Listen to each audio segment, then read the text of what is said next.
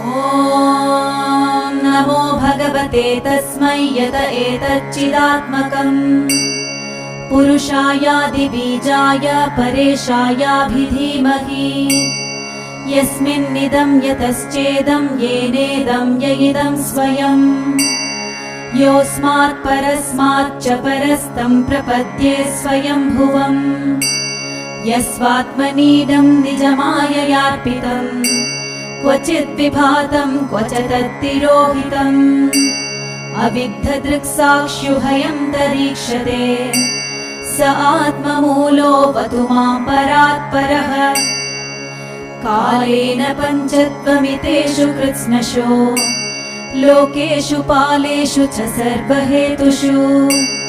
तमस्तदासीत् गहनं गभीरम् यस्तस्य पारेऽभिविराजते विभुः